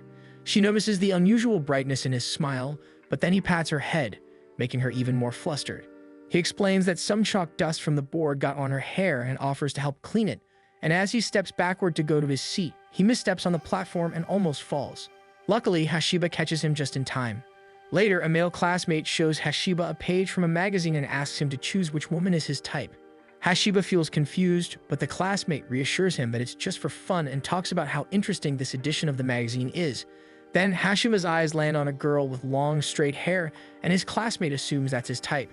Instantly, Hashiba becomes defensive and denies it. Left nervous, Hashiba gulps a glass of water to calm himself. Afterward, the classmate calls out Tsuyoshi as well and asks him about his type. It takes him a moment to respond, but he finally admits that his type is Kyoko. The answer surprises everyone who hears it, and even Kyoko rises from her seat while a bead of sweat forms on her forehead. Despite the shock, Tsuyoshi picks up the water bottle she dropped and casually asks her if she wants to eat lunch together. Hashiba, in particular, drops his jaw in shock. Tsuyoshi even offers her one of his favorite hash browns, and Kyoko reluctantly takes it. But even after that, she notices that Tsuyoshi is staring at her intently, which makes her feel like there's something on her face, but he straightforwardly admits he's simply admiring her. Just as Kyoko freezes in shock, whispers spread through the classroom about Tsuyoshi hitting on her. She nearly drops her lunch, but Tsuyoshi catches it just in time, leaving everyone stunned.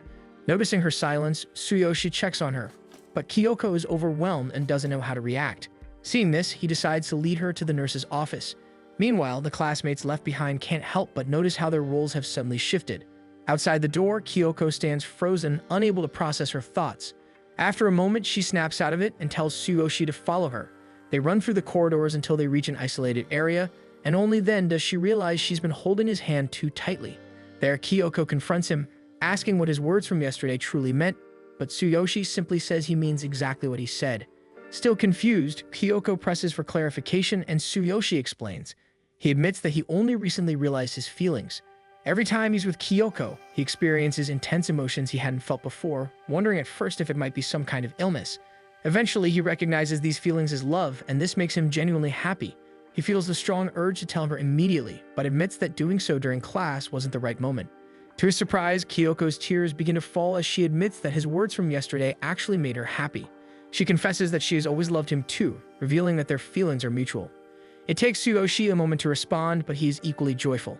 In that moment, he offers his hand and vows to create more happy memories together. Kyoko, with tears in her eyes, agrees and takes his hand as well. The next day, during PE, the class plays a game of high jump. When it's Tsuyoshi's turn, the class can't help but worry he might hurt himself, but the moment he runs and clears the bar flawlessly, everyone falls silent in awe and cheers fill the air as they start talking about how athletic he is. Even Kyoko mentions how cool it was. With that, Kyoko feels a wave of pressure to do her best, but when her turn comes, she trips and accidentally knocks the metal bar off instead. As she returns from her friends, Tsuyoshi is already jumping again. Each time, he raises the bar higher but always falls to the ground. His classmates grow uneasy seeing the bruises all over him. Despite this, Tsuyoshi insists on trying again for a higher level. Kyoko steps forward to stop him, but Haruto suddenly blocks her path. His expression is calm but firm, telling her that Tsuyoshi is testing his limits as a man. Tsuyoshi jumps once again but lands on the hard ground. The teacher asks if he's okay, but Tsuyoshi simply stands up as though nothing happened and gives Kyoko a casual wave, which leaves her flustered. When PE ends, Kyoko immediately rushes to his side to check if he's alright. Tsuyoshi insists he's fine, admitting he just got carried away after hearing her say he looked cool earlier. Mei and Izumi, overhearing this, can't help but tease both of them suspiciously. Soon, a few of their classmates also approach, asking if the two are going out already. Kyoko is completely caught off guard, but she still doesn't know what to answer. Looking back, she knows the handshake they shared meant something, so she simply glances at Tsuyoshi, only for him to innocently ask what going out even means, and their classmates can only groan in disappointment. Left alone, Kyoko feels a sense of relief, only to be startled again when Tsuyoshi suddenly asks if she wants to start going out. The question catches her off guard, and she instinctively agrees, though she realizes she doesn't fully understand what going out even means. With this, she asks for some time to think it over. When Kyoko gets home, she immediately searches online for the meaning of going out on the internet. She can't believe she's actually looking it up, but is convinced that love alone isn't enough reason to start dating and that Tsuyoshi shouldn't agree to something he doesn't fully understand. Soon, Sayaka starts talking, teasing that someone confessed to Sota and asking if they're already going out. Sota quickly denies it, saying they only hung out, but Sayaka insists he should date her, and their conversation turns into a playful fight. This quickly catches Kyoko's attention, so she turns her head and asks if they even know what going out really means. Sota immediately admits he doesn't, while Sayaka has an explanation. For her, two people should go out if they both like each other. However, Kyoko disagrees, feeling that there should be more to it. So Sayaka looks at her while wondering what else she expects. Still deep in thought, Kyoko grows frustrated until Sayaka casually mentions that her friend Miyu will be visiting tomorrow. Kyoko only nods, but Sayaka leans closer and adds that Miyu is known as the relationship master who can give advice about love. Hearing that, Kyoko imagines her as some kind of celestial being. The next day, Miyu arrives as planned, and Kyoko takes the chance to talk to her, though it feels odd seeking relationship advice from an elementary schooler. Before she can even ask, Sayaka steps in and tells Miyu to explain what going out means. Kyoko also redirects the question and asks what Miyu enjoys doing the most with her boyfriend. With this, Miyu pauses, recalling everything she's learned from the manga. Seconds later, Miyu replies that whatever she does with her boyfriend simply makes her happy, and Kyoko feels the same way towards Tsuyoshi. Miyu mentions how they message each other often, but Kyoko realizes her texts with Tsuyoshi usually end after a simple greeting. As Miyu continues to chatter about the things she and her boyfriend do, Kyoko looks down, admitting that she fears sounding annoying. Miyu shakes her head and reassures her not to hold back because if their feelings are mutual, then Tsuyoshi should want to spend time with her too. Motivated by Miyu's advice, Kyoko brightens and hugs Miyu, exclaiming that she is now her master. The next day, Kyoko arrives at school earlier than usual, quietly planning what she'll say when Tsuyoshi arrives. Unbeknownst to her, he's already nearby, slowly catching up before greeting her. Tsuyoshi expresses how happy he's bumping into her there, but Kyoko feels unprepared to face him so directly. Still, she gathers her courage to finally express her feelings. With that, Kyoko pulls him away from the group. Once they're alone, she tells him that she's finally figured out why she wants to go out with him. She explains that even though she's already happy just sitting beside him in class, she wants to see him outside of school too, especially on days when she misses him. She admits she also wants them to text each other more because their conversations always stop after the greetings, and she's always been afraid of annoying him. From now on, Kyoko wants to do all of these things openly with Tsuyoshi without holding back. Then, Kyoko asks Tsuyoshi if they can go out together while holding out her trembling hand, and Tsuyoshi accepts it without hesitation. Tsuyoshi feels the same way toward her, and the fact that they will be seeing each other more excites him. That afternoon, Hashiba has just gotten off from club practice when he remembers leaving something important in the classroom. On his way, he passes by the art room and hears strange grunting noises. Curious, he peeks inside and is startled to find Tsuyoshi covered in bruises. When Tsuyoshi notices him, he quickly greets him, but Hashiba disappears within seconds. Hashiba suddenly shows up in the doorway and sees Tsuyoshi drawing. He notices the bruises and briefly wonders about them, but lets the thought go. Instead, he helps him put on new bandages and reminds him to take better care of himself. Just then, Hashiba suddenly thinks about Kyoko, remembering how she's always the one tending to Tsuyoshi's injuries. He imagines Kyoko doing the same for him when he injured himself during baseball, but he quickly gets flustered and shakes it off his mind. Hashiba asks why Tsuyoshi is there, and Tsuyoshi explains that he's technically part of the art club. He stopped showing up during the second half of his first year because he didn't want to bother anyone. But that changed when Kyoko praised his artwork in class. Her words motivated him to start drawing again, and ever since then he's been returning to the club and actually having fun. Hearing this, Hashiba agrees that Tsuyoshi's drawings are impressive, but adds that Kyoko would probably want to see him draw no matter what. Hashiba then shifts the topic and asks if he and Kyoko have started going out. Tsuyoshi immediately says yes, explaining that Kyoko was the one who asked first. Hashiba smiles, thinking how nervous Kyoko must have felt, but he still congratulates Tsuyoshi. With this, Tsuyoshi's expression brightens and he starts talking nonstop about how excited he is to be dating Kyoko. He gushes about how they now text each other every day like it's totally normal, even though he admits he still gets nervous sending stickers to his classmates. He even asks Hashiba if he and Kyoko ever texted before. With that, Hashiba feels a strange pang inside. Although they've never texted each other, he tells Tsuyoshi he can send him stickers anytime he wants, which makes Tsuyoshi delighted. Still, Hashiba can't help but think Tsuyoshi probably sees his relationship with Kyoko as something close to a deep friendship. To confirm, he asks how Tsuyoshi really feels about her. So Tsuyoshi says he genuinely likes her and that it's all thanks to Hashiba for helping him realize his emotions. Then he pulls out a small keychain from his pocket and offers it as a thank you gift for lending him the manga. This makes Hashiba laugh before gladly accepting it. At that moment, Haruto also happens to pass by the art room, but as he enters, he accidentally steps on a paper and slips before knocking over the easel that toppled towards Tsuyoshi. The impact startles Hashiba, but Haruto quickly stands up as if nothing happened. He also apologizes right away and asks why Tsuyoshi is still at school so late, only to learn that he's actually a member of the art club. Hashiba can't help but find it strange that Tsuyoshi can still talk calmly despite getting hit, but instead, Tsuyoshi smiles and thanks both of them for being the people he can easily talk to these days. The timing felt a little awkward, but somehow they all agree to it. The three quietly appreciated the moment and felt glad to have each other. Before leaving, Hashiba thinks to himself that no matter what happens, he'll still be rooting for Kyoko. The next day, Kyoko mimics Tsuyoshi looking up a new movie everyone is talking about. She asks him about it, and he admits he wants to watch it. Without hesitation, she offers to go with him. Before they realize it, they're already outside the cinema, each holding a drink while Tsuyoshi recalls that the last time he went to a movie, he was very young back then and barely remembers it. Hearing that, Kyoko feels glad she invited him, and it finally feels like they're really going out. At the reception, the attendant asks for their tickets and Tsuyoshi suddenly panics, forgetting where he put them. Luckily, Kyoko is there to remind him. Once they enter, Kyoko notices a small cut on Tsuyoshi's finger. He explains that he got flustered earlier, so Kyoko insists they head straight to their seats. Still distracted, Tsuyoshi starts walking and accidentally bumps into the doorway. When they finally take their seats, Kyoko notices how tattered Tsuyoshi already looks. Guilt washes over her for bringing him to such a crowded place. As the lights dim, Tsuyoshi feels scared, but she assures him that she'll be right there to help. When the advertisements start, the sudden noise makes Tsuyoshi flinch. Concerned, Kyoko scans the cinema for a quieter spot where he might feel more comfortable, but every option she considers seems to carry some risk. Soon she becomes so focused on worrying about him that she doesn't even realize the movie has already begun. As the movie plays, she tries to watch the screen, but her thoughts keep drifting back to Tsuyoshi, wondering if she has put him in an unsafe situation. However, when she glances at him again, Tsuyoshi seems completely fine. His eyes are fixed on the screen and absorbed in the story. Seeing how calm he is, Kyoko can't help but admire him in that moment. When the movie ends and the crowd begins to leave, Kyoko is still lost in thought. She realizes she spent the entire film watching Tsuyoshi instead of the screen and didn't even notice it had ended.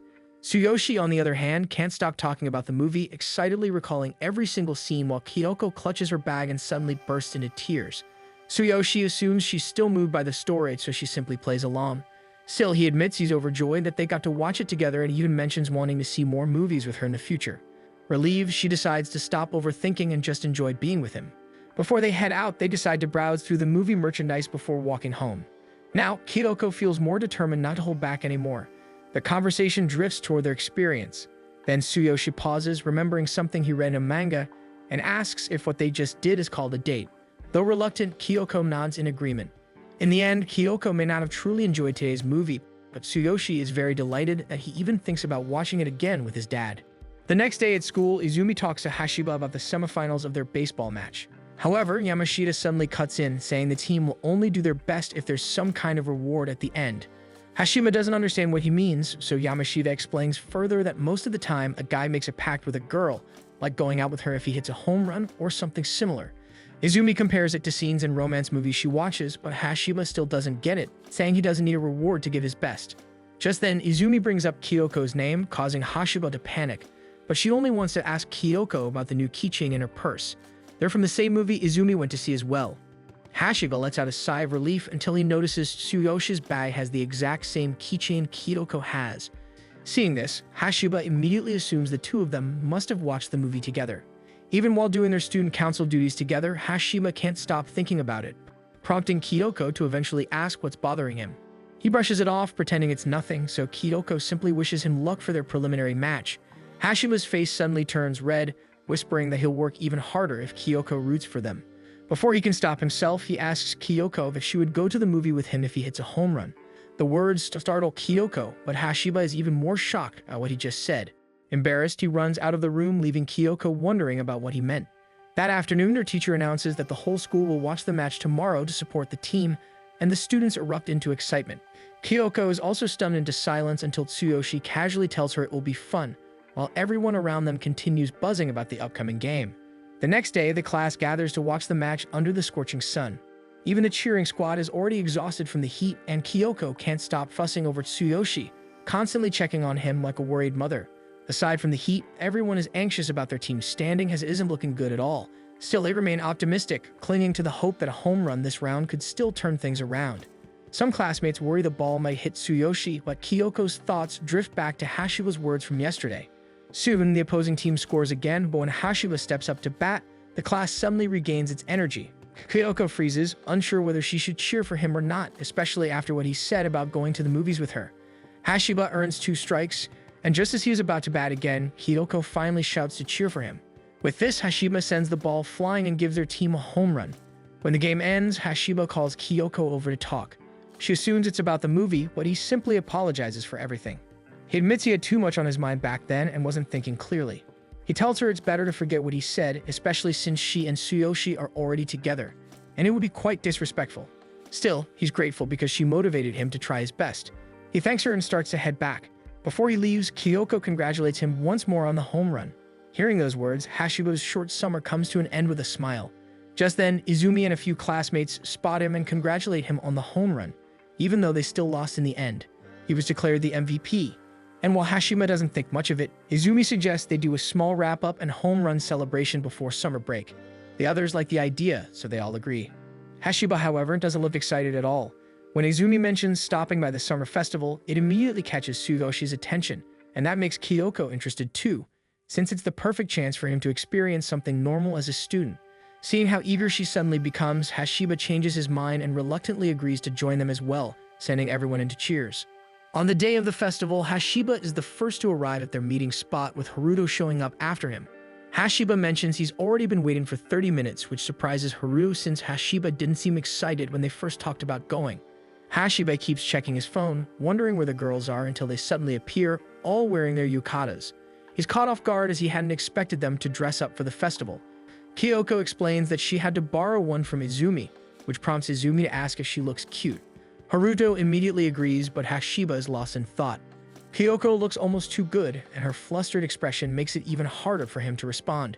Before he can say anything, Tsuyoshi arrives and unintentionally interrupts the moment. Covered in leaves and scratches, he explains he slipped into some bushes while rushing to make it on time. Even so, Kyoko can't help admiring how good he looks in casual clothes. When Tsuyoshi finally notices her, he compliments how cute she is, startling everyone, especially Hashiba, who couldn't say it himself. Tsuyoshi walks over to Hashiba, and as they chat, he casually mentions that he doesn't look good in hats. Without hesitation, Hashiba places his own hat on him to prove otherwise, leaving Kyoko stunned at how close they seem. As they start exploring the festival stalls, they pass by rows of food vendors. Izumi tells Hashiba to look after Tsuyoshi while they walk, and he confidently says he will, but Kyoko can't help glancing at them, a hint of jealousy showing as Hashiba ends up walking beside Tsuyoshi. When Mei brings up some trivia about Kadnuki, they all decide to give it a try. Using toothpicks, they carefully carve the candy shapes. While Hashiba concentrates, Kyoko suddenly speaks up, asking how he and Tsuyoshi became so close. She admits she saw them in the art room the other day talking and laughing, even though they barely interact in class. With that, Hashiba begins recalling the first time he spoke to Tsuyoshi. It happened 2 months ago when they ended up sharing snacks and hanging out at the park until it got dark. Hearing this makes Kyoko jealous, but when Hashiba adds that it was Tsuyoshi's first time getting snacks with someone, her jealousy spikes even more and she accidentally cracks the candy mold she's carving. Hashiba continues, mentioning how Tsuyoshi went all out on a wobbly playground ride and how recently they've both gotten hooked on the same manga. Thinking back on it, he realizes they really did grow unexpectedly close. Hashiba has never seen Kyoko react that way before, so he is intentionally making her jealous by saying all these things. Finally, Kyoko admits she recognizes their growing bond and is genuinely happy that Tsuyoshi is making friends. However, she warns Hashiba that she won't let him steal Tsuyoshi away from her. Once they're done, the group continues strolling through the festival. Hashiba still can't believe the girl he likes is actually getting jealous over him. Aside from that, Tsuyoshi is clearly ahead of him in Kyoko's heart, so Hashiba suggests they try the rifle game together. Within moments, he lands a perfect shot and wins a prize. Kyoko praises him softly, making him feel like he finally scored a win this time. What surprises him even more is Tsuyoshi looking at him with genuine admiration. Suddenly, the kid playing nearby fires his rifle and accidentally shoots Tsuyoshi, but he brushes it off and everyone bursts into laughter. Moments later, Mei and Haruto return with food and notice the huge bear Hashiba won. Tsuyoshi squeezes the plush against his back, but when a group of people passes by, he gets swept away by the crowd. Once he's back, Izumi senses the danger, so she tells Hashiba to hold Tsuyoshi's hand. They decide to do it, looking hilariously like a mom guiding her child, which earns more laughter. But once again, Kyoko shoots Hashiba a sharp look. Noticing this, Mei suggests that she should hold hands with Tsuyoshi since they're a couple. Kyoko hesitates as she tries to ask Tsuyoshi about holding hands but ends up feeling flustered since they've never done it before. Then she recalls they've already shaken each other's hands 3 times, convincing herself it should be fine, especially since it could be dangerous if he got lost. She tries to compose herself and reaches her hand to him, but as Tsuyoshi accepts, she panics once more. Tsuyoshi also feels his heart racing, so he slowly withdraws, explaining that his hand isn't in the best condition right now. His answer surprises Kyoko, but he promises he won't get lost, so she simply asks about his hand while everyone else teases them. This baffles Hashiba, since Tsuyoshi was just holding his hand moments ago, causing Kyoko to start overthinking. The group continues walking and Izumi immediately notices the glowing rings nearby, prompting them to take a closer look. The girls reminisce about their younger years when they longed for such rings. Kyoko recalls holding back to prioritize her younger sister, who also wanted one back then. Even now, as grown-ups, the rings still feel beautiful to them, so Izumi encourages her to get one. But Kyoko insists it's nothing more than nostalgia. Meanwhile, the boys enjoy the French fries Haruto bought, but Tsuyoshi accidentally burns his mouth on them. Then Hashiba spots a dart stall nearby and decides to try it, hitting the bullseye on his first attempt. When it's Tsuyoshi's turn, the dart backfires and hits his head, catching the girls' attention, especially Kyoko, who rushes to check on him, while Hashiba can only watch in confusion. Throughout the festival tour, Tsuyoshi encounters several other accidents, including hooking his finger while catching goldfish, getting drenched with water balloons, and even having cotton candy stuck on his face. Each time, Kyoko tends to him carefully, while Hashiba can only watch in envy. At one point, Izumi asks Hashiba if he's gotten over Kyoko yet, but he admits that his feelings for her likely will never fade. Izumi is moved by his words, but as his childhood friend, she decides she wants to take care of him in her own way as well. Meanwhile, Haruto and Mei are busy indulging in every food they can find. Eventually, the group finishes touring all the stalls and simply waits for the fireworks show that will start shortly. That's when Kyoko suddenly notices Tsuyoshi is missing. Panic spreads as everyone worries about him, thinking he might run into bad guys on the way, so Hashiba suggests they try contacting him first, while Kyoko blames herself for having so much fun and losing track of him. She even begins regretting not insisting more on holding his hand earlier. Kyoko is already on the verge of tears when Tsuyoshi suddenly appears, and the group immediately asks where he has been. He explains that he simply stopped by a stall and apologizes for worrying everyone. Seeing Kyoko's anxious expression, he steps closer and asks to see her hand. Tsuyoshi recalls his feelings earlier when their hands touched, and he breathes heavily before gently sliding a glowing ring onto her pinky finger. At that exact moment, the first fireworks burst in the sky. Kyoko can hardly believe Tsuyoshi actually got her the ring she had admired, so Tsuyoshi explains that he decided to buy it for her because he thought she would like it and apologizes once more for disappearing. Their friends tease them, which only makes Kyoko's eyes well up with tears of happiness. Hashiba watches quietly, faking a smile while trying to comprehend how Tsuyoshi could make such a bold move as if it were just nothing. He refuses to be defeated, so he decides to say something too. As he tries to find the right words to tell Kyoko, he panics and ends up blurting out that he's glad Tsuyoshi is okay. At that moment, Hashiba knows he has completely lost to his rival. The group continues watching the fireworks while Kyoko and Tsuyoshi exchange a few sweet words with each other. Hashiba can only reflect on how tough Tsuyoshi is, while Kyoko wishes they could experience this again next year. Tsuyoshi can't bring himself to focus on anything else after the festival, only snapping back to reality when Kyoko calls out about the wound on his cheek. She rummages through her bag for a band-aid, but all Tsuyoshi can think about is how his heart races whenever Kyoko touches him. She leans in to tend to his injury, and he instinctively flinches away, startling her. He reassures her it's okay, though the blood slowly trickles down his cheek. His mind drifts back to the festival, when his heart thumped as their hands brushed, even though they had already touched many times before that. The memory makes him realize that it's the same feeling he felt when he first understood that he loved her. His eyes light up as he recalls a scene in a manga where the protagonist experiences a similar emotion. Yet Tsuyoshi thinks it isn't the same sensation. Deep in thought, Tsuyoshi doesn't realize that Kyoko has already finished tending to his wound. Even though he refused her help, she persisted, and he thanks her for that. Just then, Kyoko seems to space out, prompting Tsuyoshi to ask what's wrong. She explains that she got caught up in the excitement of the school festival and almost forgot that midterms are coming up soon. Realizing she should start studying, Tsuyoshi invites her to study together again. Kyoko beams at the idea, thinking about telling the others, but Tsuyoshi hesitates and admits he actually wants it to be just the two of them. Later, in the girls' restroom, Kyoko confides in Mei and Izumi about Tsuyoshi's invitation. They ask for all the details as she washes her hands. Kyoko tells them they're scheduled to study at her place on Sunday, which immediately startles Mei. Kyoko reassures them that she wants to study without worrying about time. However, Kyoko soon realizes she might have suggested a strange place, but since it's Tsuyoshi, they know he wouldn't find it weird at all. Izumi also suggests they have a strategy checkup after school to decide her outfit and makeup.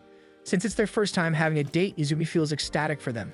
At the same time, Hashiba, who happens to pass by, overhears Izumi talking about it. Later that day in the art room, Tsuyoshi is drawing while Haruto watches. Haruto assumes Tsuyoshi is sketching Kyoko, but Tsuyoshi is actually replicating the sculpture in front of him.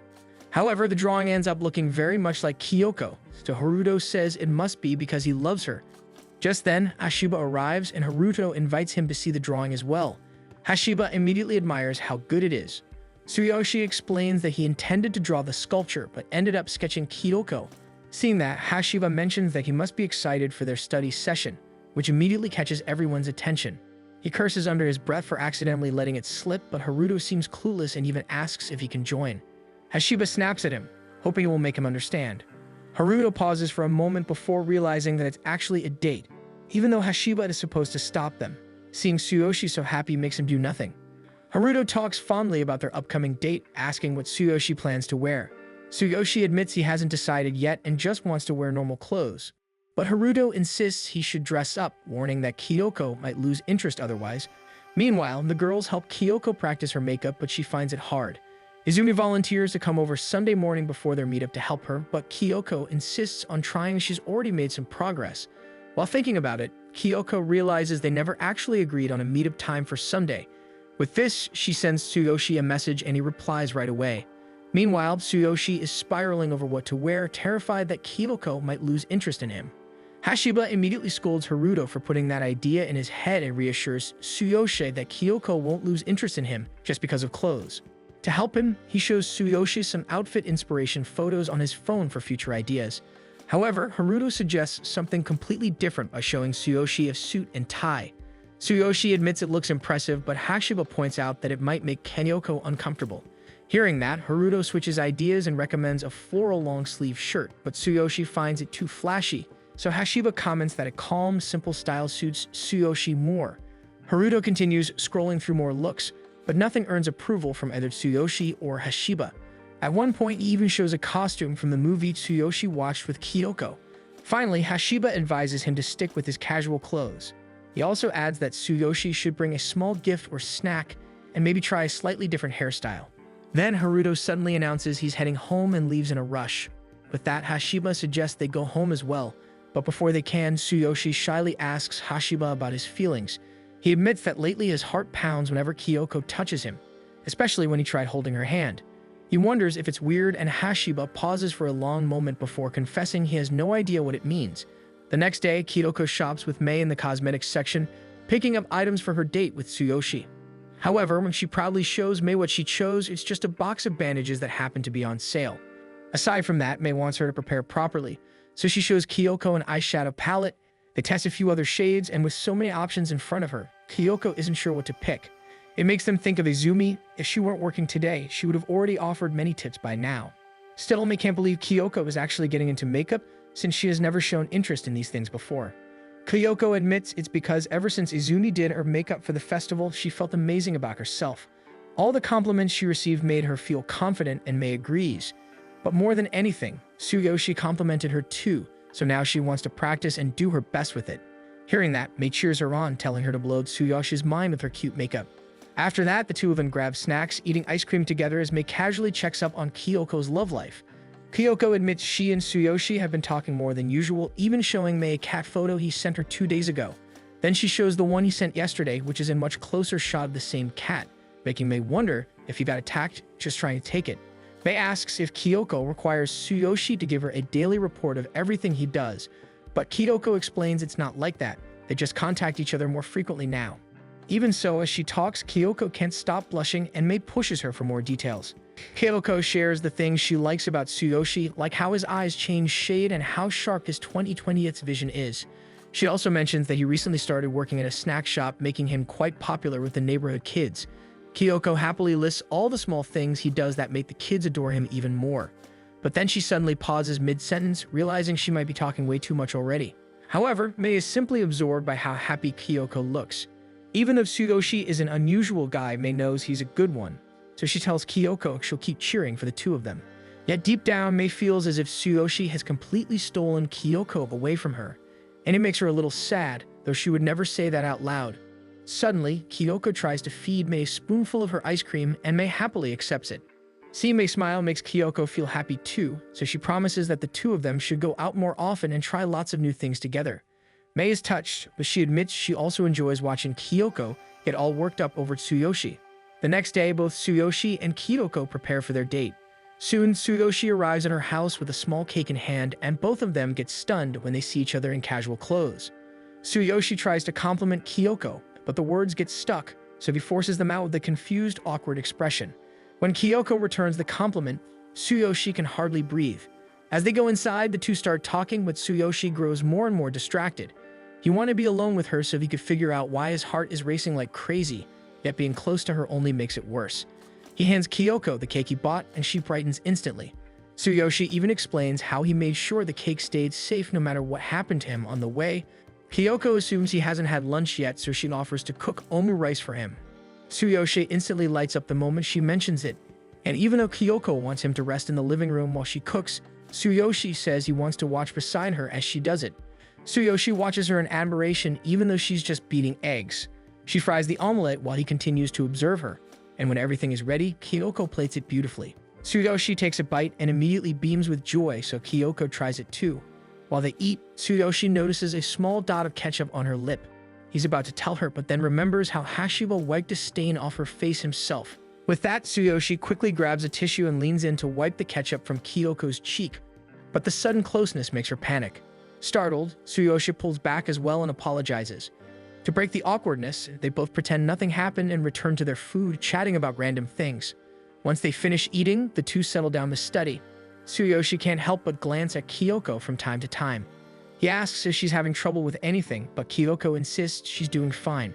When she leans closer to look at his answer sheets, she's surprised to see how far ahead he already is, though he admits he isn't completely confident in his answers yet. Curious, Kyoko asks what he wants to do after high school, but Tsuyoshi admits he hasn't figured it out yet.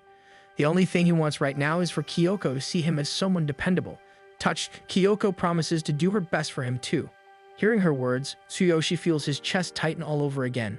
Tsuyoshi is just about to ask a question when Kyoko's younger siblings burst through the door. With that, Tsuyoshi stands to greet them and offers the cake he brought.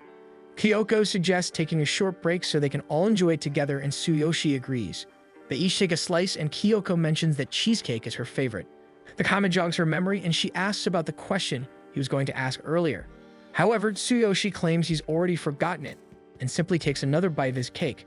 When Kyoko remarks that the cake tastes delicious, her smile seems to brighten in his eyes. This startles him, so Tsuyoshi excuses himself, saying he needs to head home because he has plans with his family. Kyoko decides to walk Tsuyoshi home for a little bit, and along the way they chat about their date. She takes a moment to thank him for visiting and for bringing the cake, and Tsuyoshi shyly thanks her back. They continue walking until they reach the end of the street, where Tsuyoshi is about to head off in his own direction when Kyoko suddenly calls out to him. Kyoko tells him that he looks so cool today that her heart wouldn't stop racing. Tsuyoshi freezes as his eyes widen in surprise because he's been feeling the exact same thing. Then he turns away, continuing down the road as Kyoko waves goodbye. When Tsuyoshi gets home, he receives a message from Kyoko thanking him again for coming and for bringing the cake. She adds that he's welcome to come by again anytime if he'd like. Tsuyoshi feels his chest tighten as he touches his heart, blushing at the thought of seeing her again tomorrow. Noticing this, his father grows nervous and asks if his heart hurts. The next day, Izumi brings out the exchange diary she found from 1st grade and a profile book from 6th grade. Everyone leans closer to read, feeling nostalgic over them, while Tsuyoshi remains curious, so Kyoko explains exactly what they are. As they read, Mei notices Izumi's birthday, which prompts everyone to share their own birth dates as well. Then, Haruto turns to Tsuyoshi and asks when his birth date is too. To their surprise, Tsuyoshi reveals that his birthday is 2 days away. When his birthday arrives, the group peeks through the classroom door, spotting Tsuyoshi walking down the hallway. They immediately dash inside and hide behind the podium before he enters. As Tsuyoshi steps into the room, he finds no one there, yet his desk is covered with snacks, so he approaches it cautiously. Just then, everyone jumps out and pops their confetti at the same time, greeting him with a happy birthday, and Haruto even dressed up to entertain him. Soon, a few other classmates wander in, surprised to see a celebration happening, so they join in and greet him all together. Tsuyoshi stands frozen, and as the girls observe his reaction, Mei notices that he's actually freaking out, making Kyoko think they overdid it. However, Tsuyoshi quickly thanks them, saying he can't believe they threw a surprise party just for him, and they give him a warm applause. Watching him, Kyoko realizes that Tsuyoshi might have never celebrated his birthday at school before, so they promise to make this his most unforgettable one. During PE, the class plays basketball while Kyoko sits on the sidelines watching. Mei and Izumi whisper beside her, but she's lost in thought, wondering when she should give Tsuyoshi her gift. When she suddenly hears Izumi mention his name, she instinctively turns to them. The two quickly pretend they were talking about something else, so Kyoko brushes it off. Later, Hashiba also hands Tsuyoshi his gift, saying he missed the snack tower they made that morning, so he's giving the snack to him now. Tsuyoshi accepts it, admitting he's always wanted to try that treat. However, all the gifts he received from his friends feel too precious to eat, which makes Mei joke that she'll eat them for him. Just then, Tsuyoshi notices something behind the chocolate. It's a piece of paper, and his friends immediately tease him that it's a love letter from Hashiba, so he should read it when he's alone. But Tsuyoshi insists on reading it right away. Kyoko also wants to see what it is, but Mei simply taps her shoulder and tells her that she has an idea about Tsuyoshi's gift. When Tsuyoshi opens the paper, he finds a message telling him to go to the art room where a special gift is waiting. Curious, he heads over while his friends trail behind, hiding and recording him in excitement. Kyoko asks her companions whether the special gift is supposed to be the one from her, but they simply smile suspiciously. A moment later, Tsuyoshi emerges from the art room clutching his head. He glances in his friend's direction, so they quickly run out of sight. The next clue sends him to the faculty room, where a teacher hands him a package and instructs him to deliver it to the English prep room. As soon as Tsuyoshi leaves, the friends rush to thank the teacher for helping them, while the teacher can only comment fondly about how fun it is to be young while sobbing. In the middle of the hallway, Tsuyoshi suddenly forgets where the English prep room is, so he looks around helplessly, prompting Kyoko to step out and attempt to help him, only for Tsuyoshi to instantly remember. But the group begins questioning whether there's any point in hiding anymore. They trail after him to the 2nd floor, watching him wander like a lost child. When he turns his head toward them, they all panic and duck behind Haruto, as if they hadn't been caught. In the English prep room, there is another note on the table instructing Tsuyoshi to head to the audiovisual room. When he arrives, he doesn't notice the next clue right away, so Izumi points it out for him. The following hint is so vague that Tsuyoshi has to ask his friends what it means, and even though they pretend to stay out of it, they still give him the answer. In their usual classroom, Tsuyoshi finds the final clue telling him to go up the stairs. He wonders if he's supposed to head to the rooftop, but when he turns around, his friends have already disappeared. With no other choice, he goes up the stairs, where he discovers a large box. When he opens it, he finds Kyoko inside. Tsuyoshi is so startled that he steps on his own foot, stumbles against the wall, and falls to the floor. Embarrassed, Kyoko explains that they originally planned to place her gift inside, but Mei suggested that Kyoko should be the special gift. Even so, she still hands him her real gift. When Tsuyoshi opens it, he finds a sketchbook and a set of pencils. Kyoko had noticed how much he loves drawing, so she wanted him to create more. Tsuyoshi beams, admitting he has never used such pencils before, so he's excited. When he opens the first page, he finds a drawing inside. It's a portrait Kyoko made of him and their friends, though it doesn't look like them at all, so Tsuyoshi suddenly starts giggling. Even though Kyoko insists he can rip it out, he refuses, saying he wants to keep it forever. Tsuyoshi tells Kyoko that he never expected to be celebrated like this by his friends, and he considers it his best birthday ever. Hearing that, Kyoko can't help but tear up while their friends secretly watch them from the steps of the stairs. Izumi then reveals that the notes had hidden clues as well, which spelled out Kyoko's name. Later in the library, Kyoko invites Tsuyoshi to try keeping an exchange diary. She explains that since he seemed interested when they discussed it, it would be a good way to learn more about him, so Tsuyoshi readily agrees. They begin by filling in her personal information in a profile book, and Kyoko is amazed at how much she's learning about him all at once. Next, they establish rules for their exchange diary. Feeling nervous, Tsuyoshi suggests doing a test run, so Kyoko volunteers to write the first entry. In the diary, Kyoko expresses her gratitude to Tsuyoshi for participating in the exchange with her and proceeds to ask if anything has surprised him recently, quickly covering her face in embarrassment, aware that her question sounds silly. Tsuyoshi reads it, and after a short while, he writes his response and returns the diary to Kyoko, marking the completion of their first exchange. Kyoko reads his reply where he recounts dreaming about a never-ending summer, sending him into a cold sweat which surprised him when he woke up. This makes Kyoko feel a bit worried for him, but then she notices a cute drawing beside his entry. He also asks Kyoko about her favorite food, mentioning that he loves chocolates and sweets in particular. Kyoko finds Tsuyoshi's drawings so adorable, so she writes about them in her next diary entry. Then she answers his question, saying her favorite food is taiyaki and even includes a small drawing of it. Upon seeing it, Tsuyoshi bursts into laughter, leaving Kyoko confused, unable to understand why he finds it so funny, yet she can't help but admire his joyful laugh. Seeing him like that, Kyoko reflects on how she had worried the diary exchange might bother him, but now she realizes it has been worth it. Tsuyoshi also suggests adding a new rule, which is to always include a drawing for every diary entry. From that point on, they continue exchanging diary entries, sharing personal stories, and learning more about each other. Tsuyoshi even recounts a childhood memory when his bread turned into a messy disaster after he lost a tooth while biting it, and he cried out of frustration, prompting Kyoko to cry in despair as well. Next, Tsuyoshi shares that he is an only child, while Kyoko writes that she has a younger brother and sister. She even includes a small drawing in her entry, which Tsuyoshi mistakes as rice balls with arms. Kyoko explains that it's actually a portrait of her siblings, but Tsuyoshi admits that he was just teasing her because her reactions are always entertaining. Following that, Kyoko recalls a portrait they did together in art class that received a lot of praise from him, and Tsuyoshi explains that he had genuinely been happy with her work. Kyoko also learns that Tsuyoshi's father is a college professor, though his lessons often seem a bit too complicated for Tsuyoshi. While writing her diary entry, Tsuyoshi can't help but glance at Kyoko, waiting for her next drawing. They spend such a lovely time at the library that they don't realize they have already filled half of it. Kyoko suggests that it is enough for the day, but since they are already immersed in it, Tsuyoshi wants to take the diary home for once. Kyoko agrees and writes one final entry before handing it to him.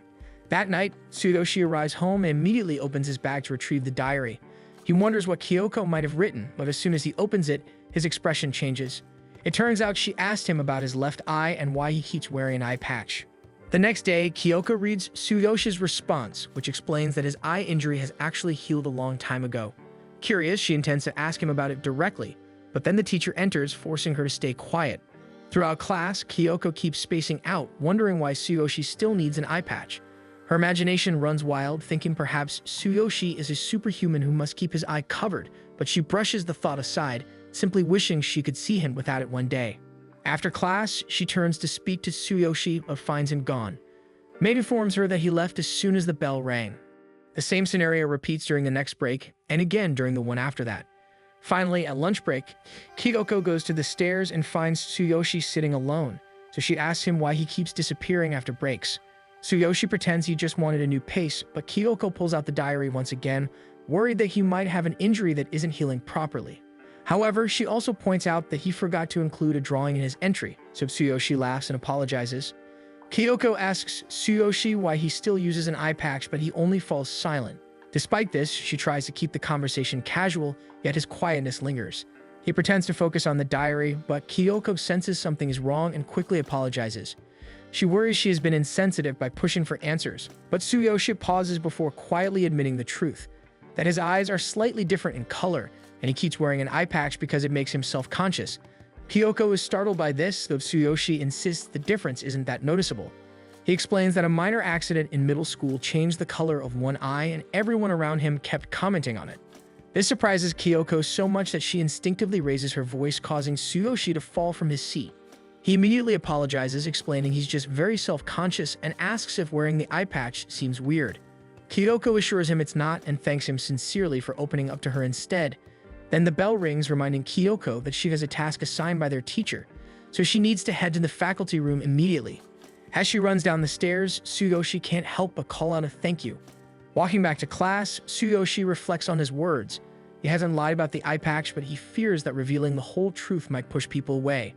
Just then, he passes by Okamoto, who recognizes him and confirms that he's still wearing the eye patch even now. The class discusses ideas for the school festival, with several students eagerly sharing suggestions.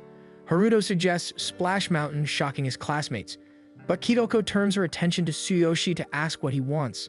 However, he only sits quietly with his head down, prompting her to ask if something's wrong.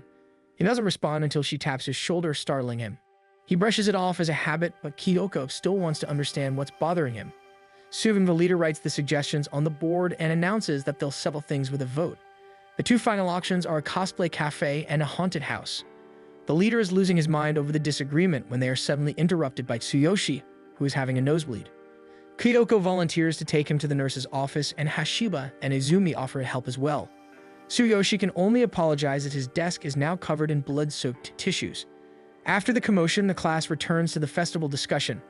That's when the leader finally snaps with an idea and announces they'll combine both themes by creating a cute ghost-themed cafe with lots of fake blood decor. Later, Izumi chats with Kyoko and Mei, mentioning that most classes usually pick either a haunted house or a cafe, so combining the two makes their idea unique. Everyone seems excited about it too. The leader even admits he got the inspiration from Tsuyoshi's bloody nose. Mei insists she wants a full splatter-style cafe, though Kyoko doubts the school would ever approve that. As they continue talking, Mei suddenly notices Tsuyoshi being sandwiched by two girls. Izumi teases Kyoko about being jealous, but she simply replies there's no reason to be.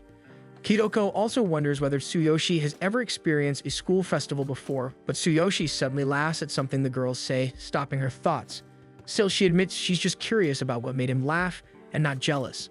As Tsuyoshi continues chatting with the girls, one of them asks if he can take off his eye patch, but he politely refuses. Instead, they decide to design his costume around it. When the girls leave, they gush about how easy he is to talk to and how charming he is. Even so, Kyoko thinks this is actually a good thing. Meanwhile, Hashiba is struggling with a drawing and his friends can only laugh at it. They were assigned to help with decorations, yet none of them can draw. As Hashiba looks around, his eyes land on the curtain where Tsuyoshi is hiding. Hashiba approaches him, prompting Tsuyoshi to admit he didn't want to cause trouble. But then his eye begins spiraling intensely, confusing Hashiba. That's when Hashiba gets an idea. Knowing Tsuyoshi is incredibly good at drawing, he immediately invites him to join their prep team as they desperately need his help. When Kyoko enters the classroom, she's delighted to see Tsuyoshi being hyped up by their classmates. They joke about how terrifying their own drawings look compared to Tsuyoshi's, which sends him into uncontrollable laughter. As they continue teasing each other, Kyoko can only smile warmly at the scene. Their festival preparations go smoothly. Mei and Haruto are especially enthusiastic about the food, while Izumi can't stop admiring the costumes. Tsuyoshi, with his newfound friends, also enjoys every moment. After the prep day ends, Hashiba catches up to Tsuyoshi in the hallway, asking if he still has anything to do since everyone else has already gone home. Tsuyoshi says he's just wandering around because he's happy. Curious, Hashiba asks why. Tsuyoshi then admits that this is the first time he's ever been this involved in preparing for a school festival. Hearing that, Hashiba immediately expresses how glad he is for him and thanks him for all the help he gave. Still, Hashiba can't help but ask if Tsuyoshi normally goes around hiding like that. He wonders if something happened during a past school festival that made him act this way. Tsuyoshi pauses, struggling to answer, so Hashiba quickly eases the tension, saying that things happen sometimes and it's perfectly normal. On their way out, Tsuyoshi offers to treat Hashiba to some drinks as a thank you. On the day of the festival, everyone is excited. The class's food is prepared, the venue is set, and the atmosphere is buzzing. Since each student has a designated shift for the cafe, those whose turns are later decide to explore first. Kyoko and her friends are about to head out when they're reminded to at least carry their sign so people will know their class is running a cafe, but they have to do it in costume. And so Kyoko and the others wander around in their scary outfits, holding the sign and unintentionally drawing everyone's attention. Izumi praises Kyoko's costume, and Tsuyoshi also stands out with his impressively detailed doctor getup. The fake blood worries Kyoko a little, but she has to admit that Tsuyoshi looks surprisingly good in it. Everyone admires each other's costumes until Mei suddenly spots a food stall everyone has been talking about. She rushes off immediately, with Haruto chasing after her. Kyoko then turns to Tsuyoshi and asks if there's anywhere he wants to visit first, offering to go with him.